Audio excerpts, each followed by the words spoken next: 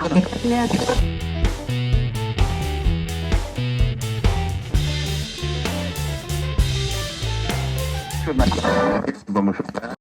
Wasoba, welcome to the podcast. I'll give a quick bio here.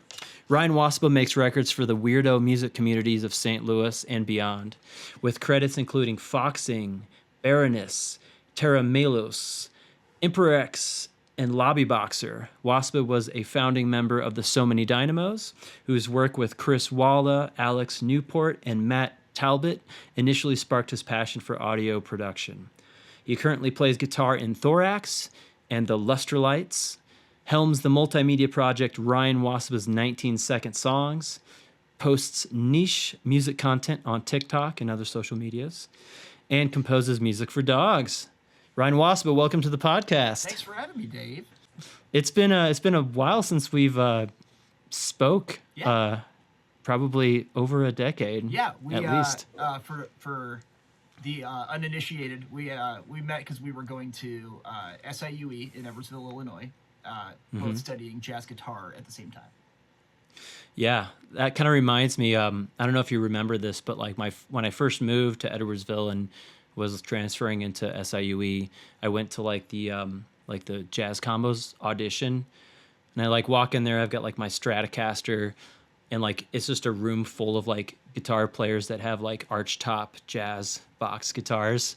And I like sat down there. I was like, oh shit, what am I doing here? And you were there next to me, and I was like, dude, I don't know, man. I'm kind of feeling like I shouldn't go for this or shouldn't audition or whatever. And you were like, nah, man, it's fine. Doesn't matter. Whatever. Go for it. That's awesome. Well, I remember when our mutual friend Kurt Brewer showed up there. He had like a Squier Strat, and he kept a sock over the headstock. I think because he didn't want people to know it was a Squier. And he had some reason like, oh, the tuning, the strings rip up the inside of my case. So he ended up being like 10 times the player that I ever got to be. What are you doing these days? Like, how are you kind of making a living doing this? The way I'm making my living is I have this studio that I'm sitting in now. I would say most of my income comes from recording work, mixing work. I generally work with bands. Most of the projects that I record are bands. Occasionally I will do stuff with like singer-songwriter folks, and that's a little more open-ended. And then I also play in a band that does weddings. That's the Luster Lights that you mentioned, which is also with some of our former college SIUE folks. Oh yeah, I've seen the posts, and yeah, I was like, oh, Kara Baldus. There's Bennett and Kara. Kara, who's become like internet famous because she does the videos where she's playing piano with the dog in her lap. With the dog in her lap, yeah. It's crazy. Like Jack Black will comment on her videos and stuff. But I did have other like side quests and other things that I was over the years that I had kind of explored as like ways to make a living. I spent some time doing like music journalism, quote unquote, like writing for music magazines, doing reviews and interviews and things like that. And then I also taught guitar lessons for a long time. We used to teach at the same music store. And then just kind of over the years, just dropped one at a time because it was a lot. And there's that thing where if you're spread too thin, you kind of start to like not excel at anything. So how did you get into this early on? Because I mean, you probably started out like as just a guitarist, and then somehow you got that spark of recording and engineering kind of gotcha. So I was in that band, So Many Dynamos. That was kind of where I feel like I sort of like came into my perspective as a musician or whatever. Like that was sort of through being in that band. As we progressed in the band, when we recorded, it would be like the only thing you could do is like practice really hard, go in, nail your takes, and then you're done. One of our records, our first full-length record, which is not a sonic masterpiece at all, but it was recorded in 4 days, all on analog tape. Yeah. Which album was this? That was When I Explode. When I Explode. Okay. Yeah. And that was just like what you did. It was the next record that we made after that called Flashlights, which I think is like that's the right, as far as writing and stuff, that's like the one I'm most proud of to this day. That was when I started to like kind of, in hindsight, take on like a producer kind of role. Touring on that record, I remember we got an email from Chris Walla, the producer who was he was a member of Death Cab for Cutie, and he produced like most of the records when he was in the band. He also did a lot of stuff at the time for like Tegan and Sarah and the Decemberists and Hot Hot Heat and all these like hot shit early 2000s like indie rock bands that seemed like the upper echelon bands to us, you know. And we were always like loved the way his record sounded. And he sent us this email that was like, oh my God, I love this record. I want to do your next album. We were like, oh, no way. And so we got this like amazing opportunity that was so far above our pay grade to go work with this producer. And it was just so inspiring to me. So I started like kind of sort of learning how at that stage, at least having enough stuff to plug in and see what works. And then when we came back from making that record, I was like, I got to do this. I was so inspired by Chris and just seeing like how you can make a record and just the ways that he operated. And so I came back and started recording bands in the basement of the house that all the guys in the band lived in. Well, I'm kind of tapping in that a little bit because you've experienced this in music school where everything is so hyper criticized and you're there and you're trying to like sound, good. Like if you're, jazz program or something, it's like, oh, I'm trying to swing like Charlie Parker and trying to play really interesting vocabulary and show my advanced harmonic chops and blah, blah, blah. This whole culture of like precision and I don't know, this academic sort of institutionalized, like rigorous sort of idea of music, like it's a contest or something. When so much of it now that I'm older and I've kind of recovered from my, music school trauma, it's just like, I just want to like have a good time and have those moments of those experiences with my friends in the same room playing music together. And that comes across on the recording. Totally. Like out of all these, demos and stuff, some of these demos like that we're loose, we're having fun. Like there's just a vibe there. Yeah. And it's really hard to get to that vibe, especially when you're sort of like distracted by all of the technical stuff and fulfilling these expectations, making someone else's record for somebody else and not like your thing. Yeah. Let's talk about that a little bit. So I know like early on, back in the early days of like social media, there was like STL Punk and MySpace. And I know you kind of jumped on that stuff pretty early. I know you wrote like stuff in the Riverfront Times, but maybe go and riff on and talk about like how you got into that. There was a thing in St. Louis called STL Punk, and it was like right before the social media sites really like started to become a thing. It was kind of in a gray area between like a message board and like a social media thing, but it was specific to the St. Louis music scene, and everybody involved in the music scene was on it. That was something I just like gravitated to because St. Louis is like is a pretty small community, and it's really hard for artists in St. Louis to get ears on them. I have credits on like if you're counting EPs and singles and stuff, I definitely over like 300 releases at this point. I think people have like outside of St. Louis have maybe heard like 8 of them, and I was kind of trying to find ways to like, sort of have some kind of presence outside of this and outside of just my area, I guess. And I didn't expect that to be how it would happen. Yeah, I do really like the niche recording videos you do. Like some of my students, like I showed some of it in a couple of my classes, and a few of my students are like, yeah, I follow that guy. Like, oh yeah, I know him.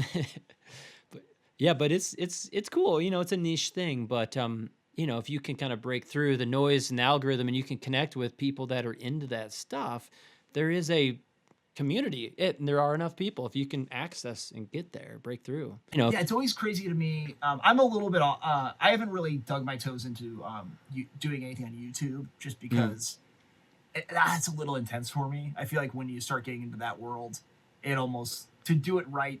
I think I would have to almost like pull back from making records, and the point for me in my life is to make records.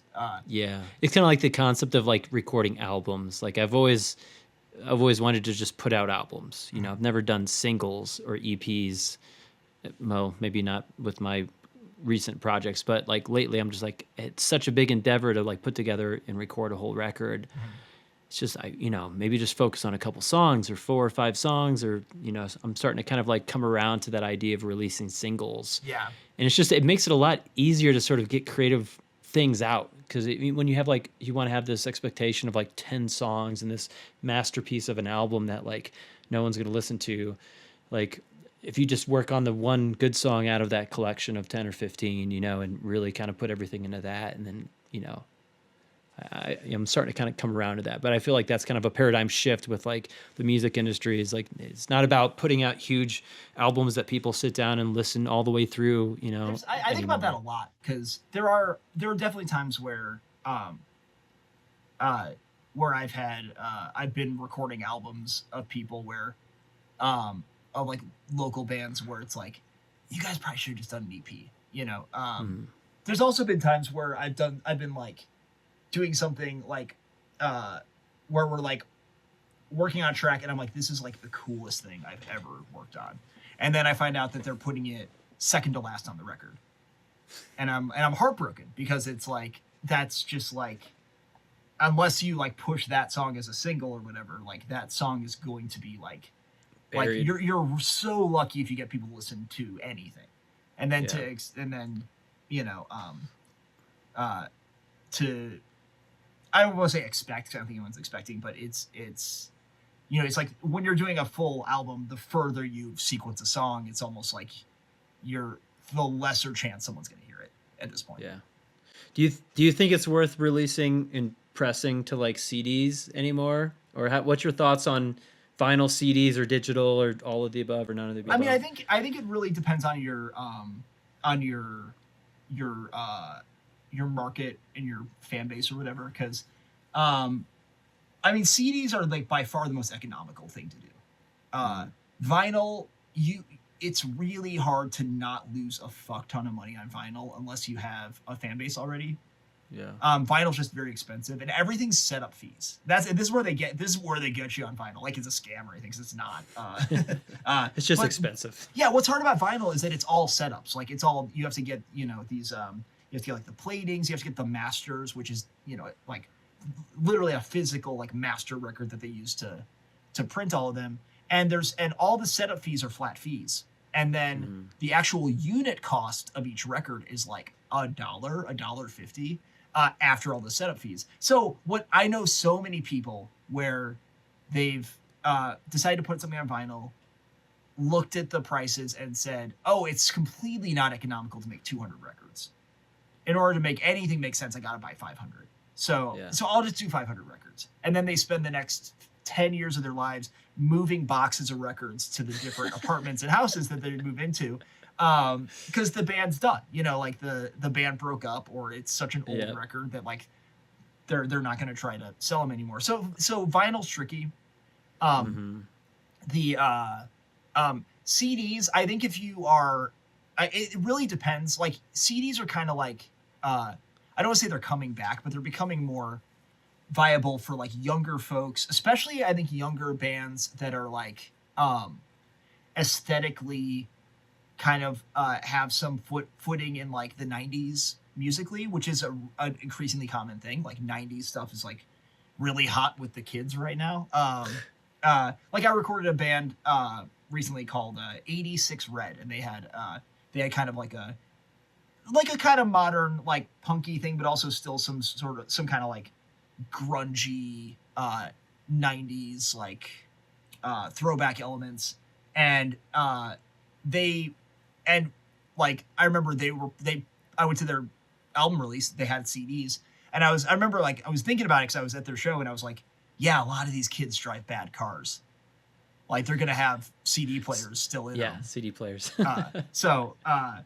And also, there's also the thing that a lot of people just buy the physical media because they want to own the physical media. They don't really intend on listening to it, which is, I think, a big reason that like tapes kind of had a moment and are maybe still having a moment. I know, and tapes are also like economical, and you can do a short run of them and not like really like lose your ass over it if you don't sell a lot.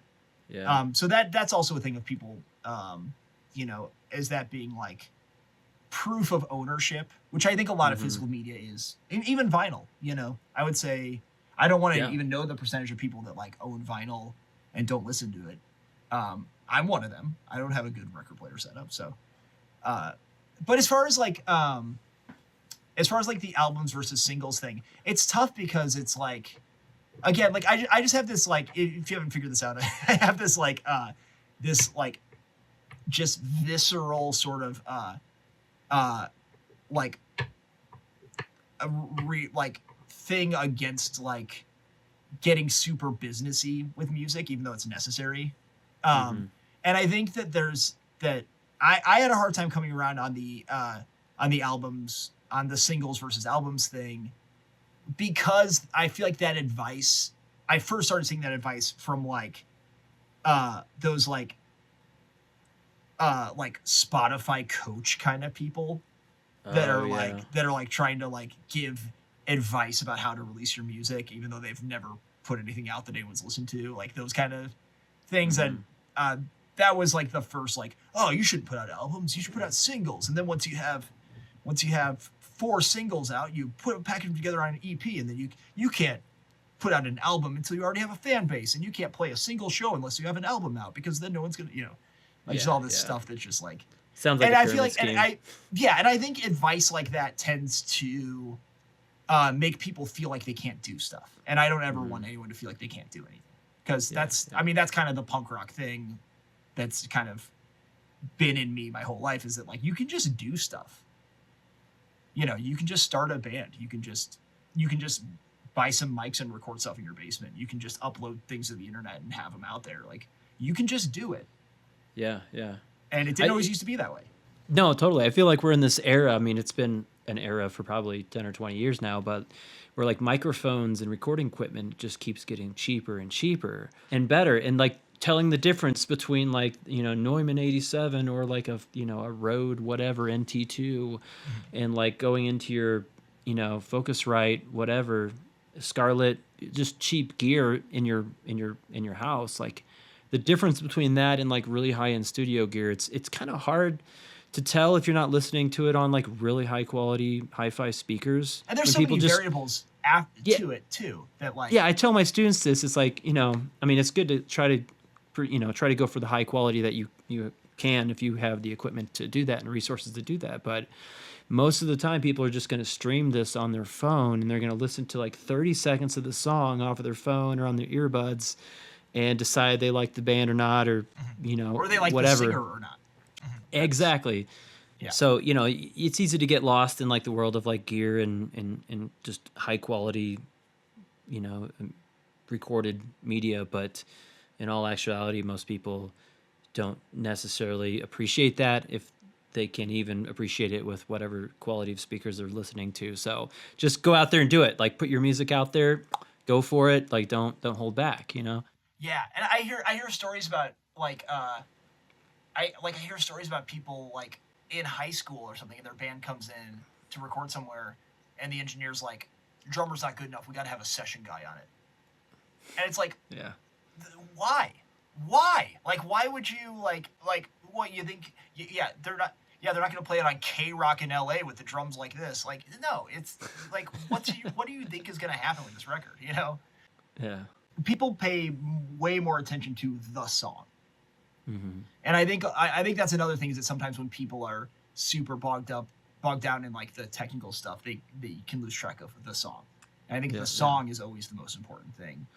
Let's talk about that a little bit. So when a band comes in and records with you, and how does that process look? Do they send you demos? Do you do like pre-production talks? How do you make that magic happen in your in your world? So the way I usually work is I like to get demos. And I always tell the band like even if you just set up your iPhone in the corner of your practice space and it's blown out and it sounds awful, that still answers a lot more questions for me than you like describing your band and all that. Basically what I do is I get demos, and then I'll also ask for like a playlist of maybe a handful of songs that are sort of aesthetic references.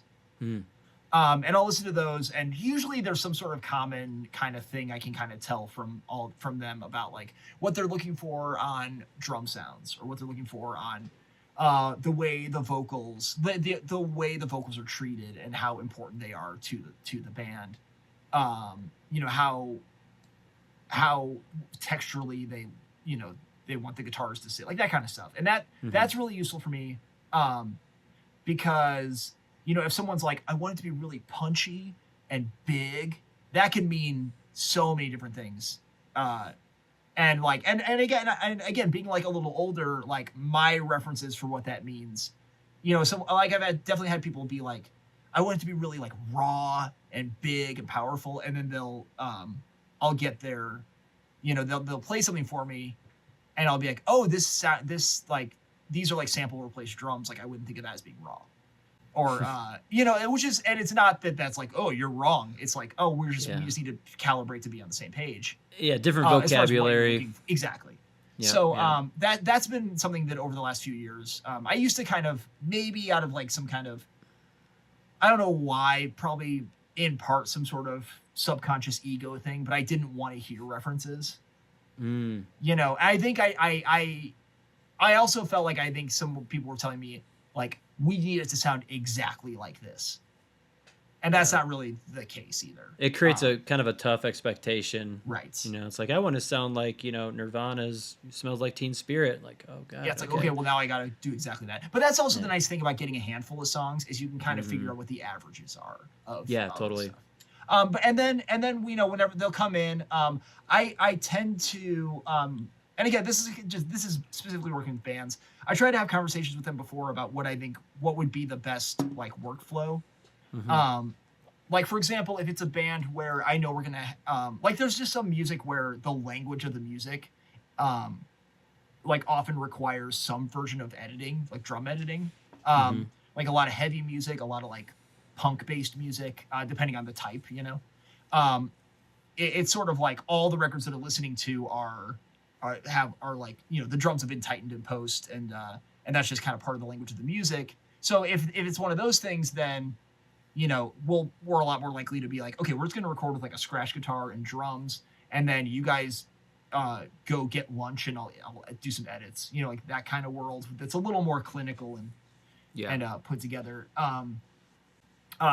You know, if it's a band that's like wants to do it like live, you know, I'll try to find like ways to do it live that aren't like fetishizing the live part of it, because I think I don't want to say that bands tend to not be tight enough to really do it live, but there are definitely some things that get revealed when you try to do it live. So I have isolation closets throughout my studio, and I tend to run, when I'm recording bass in that kind of setting, I'll just DI it.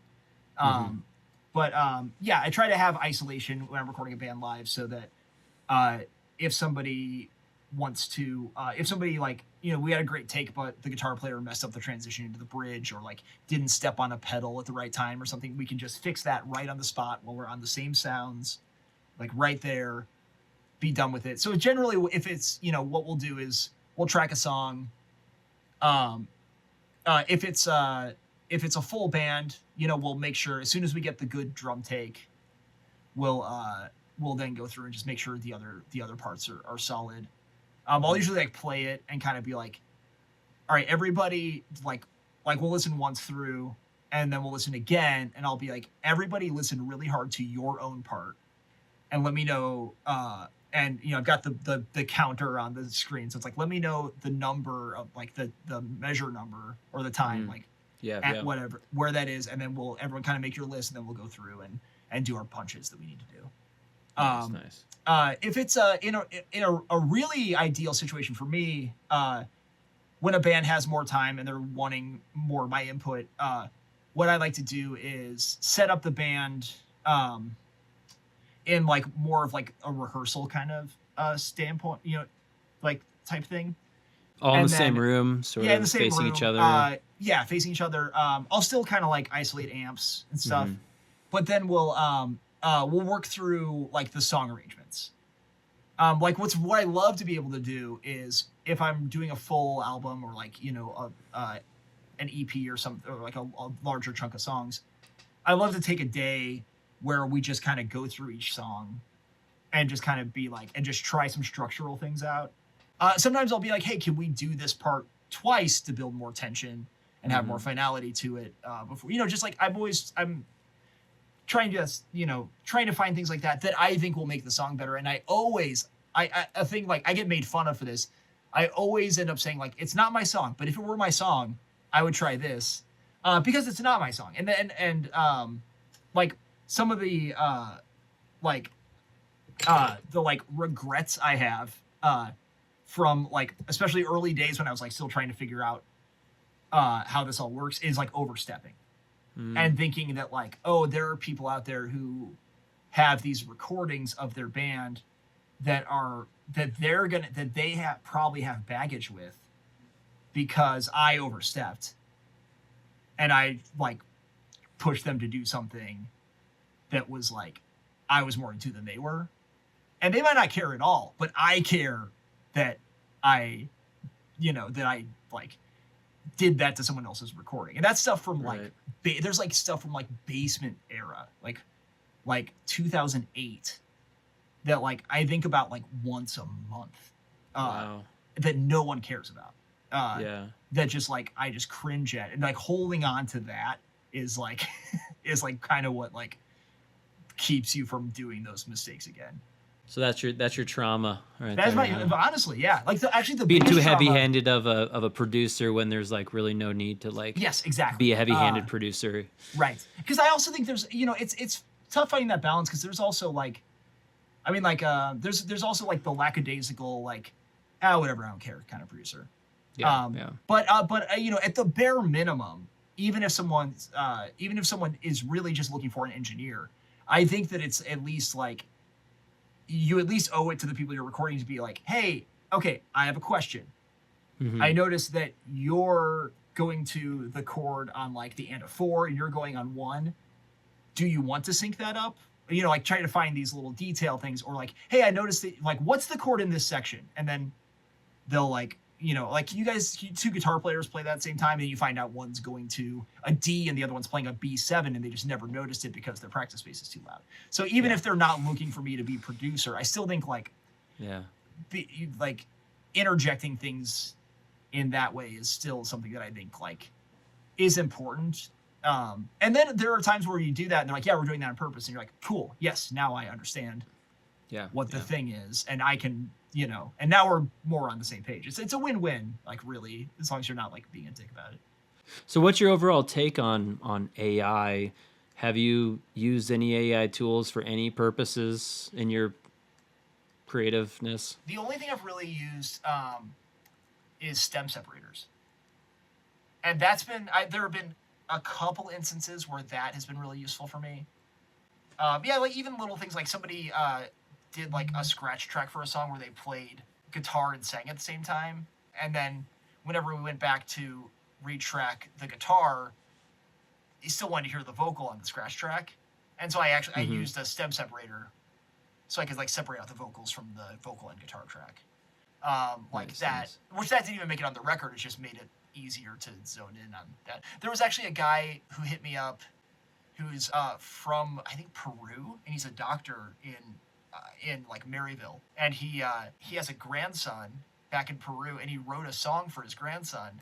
And his daughter is a musician, and when he sent her the song, he was like, because he like did like, the basic tracks for the song, really sweet, tender, like acoustic guitar. And then he was like going to work on harmonies, and he told her that she sent in like, she like played guitar and sang a harmony, and he was going to sing that. And I was like, no. I like separated out. I used a stem separator to separate out her vocal. And then I just like placed it in and like did a little bit of vocal editing so that it lined up timing wise. And now her voice is in this song, like about her son. Like that's, Another one is that there was a record I'm working on now where one of the songs, there's like an acoustic track and the guy sang and played at the same time. The first word that he sang really quietly. And it was actually kind of an argument because everything else in the take was perfect. And it was like, it was an argument of if it's usable.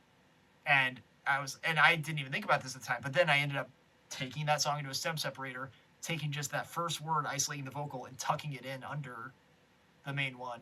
That stuff you cannot do otherwise. What's frustrating to me about the AI current use cases that people are doing is that shit you can do. You know, you can make that song that Suno is going to generate by typing in, hey, make a song that's like this. It's just that you're being lazy about it.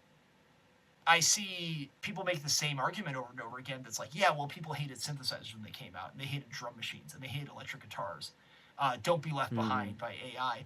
And it's like, well, what's the thing that AI technology, or specifically AI-generated music, can do that is revolutionary the way that a synthesizer is revolutionary?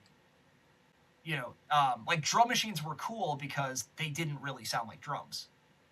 Yeah, because it does, like, AI stuff does have like a fingerprint. Yeah. Like I use it mostly. I'll do a lot of the tech stuff, like language model stuff. Yeah. Like I put in like tons of like user manuals and YouTube videos for this console we just got at school, and I just ask the AI like, how do I need, I'm gonna get a stereo, mix compressor. Like, how do I wire that into the board? And it's like, oh yeah, here's how you do it. And like, I've never really messed with any of the sonic sound things that AI does, but yeah, I imagine it's like having like an old, like 90s like digital, synth pedal or like whammy pedal that's got these nasty gnarly artifacts and it sounds like shit, and the delay and stuff. Yeah, it's got a sound to it.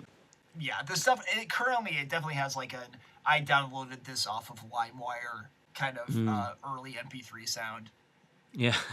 but I mean, yeah, I think there's also like I don't know if you've seen this, but there's this Brian Eno quote where he says like, the thing that you hate the most about any like medium, like new medium, is eventually going to be its trademark and the thing that's desirable. People used to hate the distorted sound of tape and try to like get away from it, but people embrace that as an aesthetic. There at some point I'm sure there'll be some like, yeah, I'm going for that like early AI, like early kind of Suno sound. Like that will probably in some way be a thing. Yeah, we'll be in our 60s at that point, probably. Yeah, right. Oh, you mean in 19 years? Yeah. You mean in more time than has passed than when we met? Yeah, right. God, it'll go by fast though. Yeah. So yeah, well, because it's weird because it's like you want to embrace technology stuff, but like this one's a little bit like I don't know, man. Like in a lot of ways. Yeah, because like I think about technology when people are like, oh, how do you think it's going to affect the music industry? I'm like thinking, oh, the music industry has been decimated. Right. For 100 years. Like it was like, first it was recorded music and like gramophones and record players and jukeboxes, and then it was like the DJ and the drum machine and the synthesizer. And then cassette tapes killed. Yeah, it's just like, dude, it's just been an assault on like people who, humans that stand up and play instruments made out of wood in front of other humans. Like it's that, there's not much left, to take away. People still pile into venues and pay ticket prices to go see their favorite band. Like that's never going to go away, but everything else is changing, Right. Here's one of my tricks when I don't know where the band wants me to sit, is that I'll find a real softball suggestion. And then I'll make that suggestion and then gauge how they react to it. And then if they're like excited about it, then I'll feel a little, and then if they're like cool with it or whatever, then I'll feel a little bit more like open to being like, okay, I might suggest more stuff. But like I remember there was one band I was recording and they were like younger, and they had a thing where the I think it was like the chorus was like 4 times through a phrase. There were only 3 phrases of vocals. And so I was like, and the last phrase could have easily been like repeated to be more of like a hook, And so I was like, hey, what would you think about doing that 3rd phrase like again to fill in this last spot? Because it's sort of like it does the chorus and it's sort of like blank space right after that. So how would you feel about repeating that line? And they were all like, and I was like, okay, never mind. I didn't suggest anything else for the rest of the record. Yeah.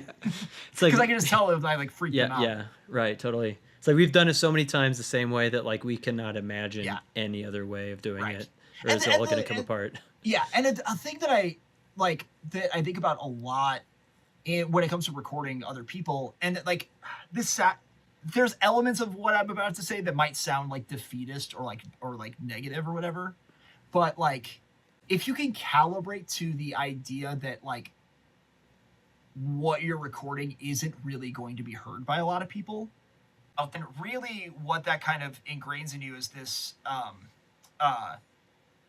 the notion that it's always going to be the most important to the people that are making it. Like you're making that record for the folks that are actually making it.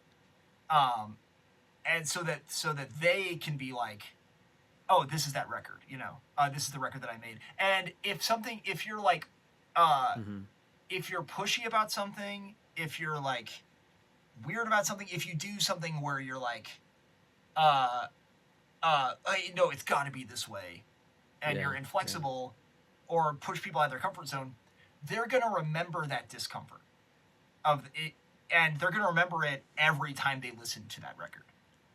And if at the end of the day that record is really for them, then like, what is the point of like doing anything that's going to all of this? Yeah, what's the point? Yeah, what's the point of any of it? But what's the point of doing anything because you feel like it's right?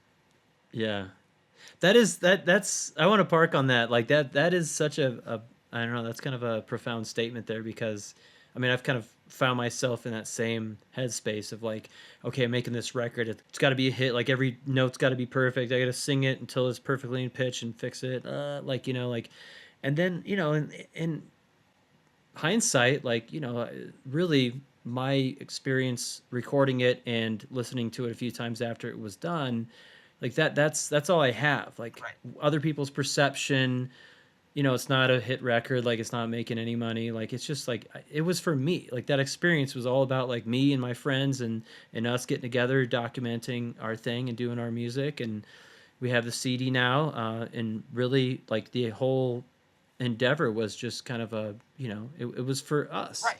Yeah, and if you're doing it for yourself, if you're the one doing it, if your memory of that record is like the hyperfixation and the stress, then like that takes away from the music.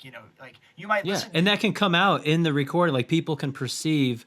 Got a lot of times people like you play music for people that aren't maybe like super deep into music or play instruments and stuff like that, and they're just like, oh yeah, I like that one, or this one kind of felt a little stiff, or they just have these like these like really vague perceptions of like when something was like happening, something was authentic, something was like just it was there, it was like that it moment.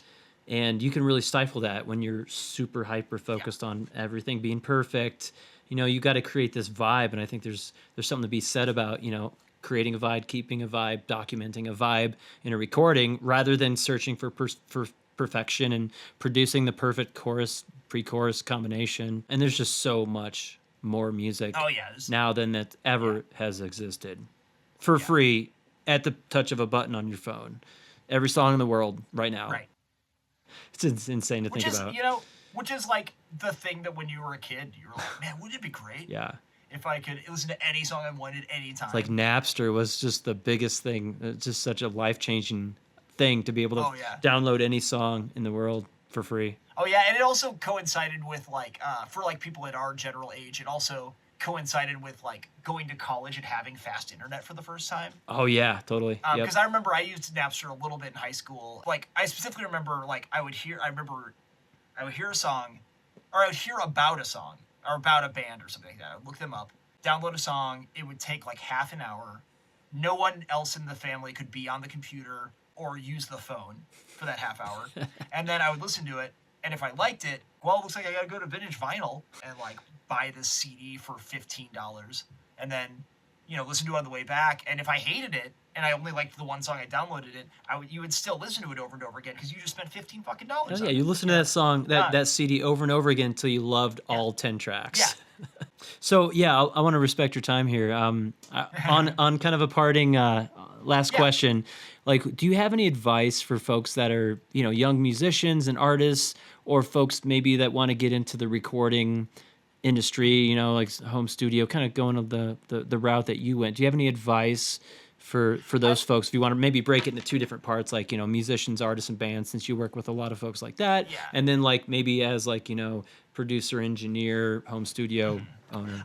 I think the two universal things I would say are, like I said earlier, remember that you're part of a community, and find a spot within your community that is like, serving people, that there's a spot for you. You might have to invent that spot. You might have to see that, like, oh, people aren't really making like these kind of records, or people aren't really working in this kind of music. Like, for example, if you see that like there are bands that are going out of town to make records, and you're like, I can make those records. And then the other thing is being flexible, like being able to pivot and follow where the opportunities are, in a way that you're comfortable and the way that you feel like they make sense to you. And I think that's another big thing when it comes to recording. And this kind of, if you're trying to like build up a recording business or some kind of career, or just even get established, like it's hard even to get people to record with you for free, if you're just trying to get your name out there or whatever. I think the things that really matter, in the grand scheme of things, are your catalog, your body of work, your reputation, and that kind of stuff. And just always remember the it's a people first business. Yeah. It's a service. It it's a is service a industry service for sure. Yeah. Yeah. Cool. Well, Ryan, thanks for taking the time to be on the podcast. This is a lot of fun to Thanks for catch up with you and kind of hear your take on these things. Likewise. Yeah. Well, maybe we'll do it again and check in. Yeah. A little while down the road. Yeah. When Well, in a few years it'll be like, hey, I'm back on the creative hustle. Episode 90. Right. Yeah, we'll see. That's woo. Yeah. All right. Well, thanks for having me. I appreciate it. For people to kind of keep in touch with you, what are your social media handles, websites, or anything like that? The nice thing, I am the only person on earth with my name. So if you spell it correctly, you will find me wherever it is. Ryan Wasoba, Wasoba. I've grabbed that everywhere. So whatever your social media thing is of choice, I'm over there. Cool. Jokes and niche recording videos and music for dogs. Yeah. All right, Ryan. Well, thanks again. Cool. And cut.